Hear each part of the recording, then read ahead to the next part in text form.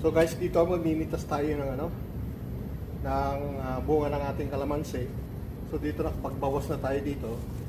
And ito nga pipiliin lang natin yung malalaki. So ganito lang po yung pag-harvest ko, no. Yan. Dahil nga selective tayo, hindi natin kinukuha yung medyo maliliit pa.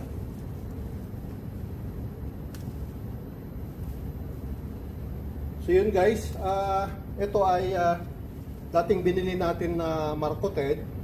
So ngayon nakakapag-ani na tayo at tingnan nyo yung nakuha natin, no? So nakarami na tayo dito guys. So, yan. So marami na tayo nakuha dito sa puno na ito. Yun, selective lang tayong magpitas o kumuha ng bunga. So yung iba, iwanan muna natin para may makuha ulit tayo sa susunod na mga araw. Okay. So pwede pa ito. Ayan. So dun sa kabila meron tayo. So nakatago yun. So dun lang muna yun. So hanggang dito lang yung ating video sa simpleng pag-aani natin ng kalamansi.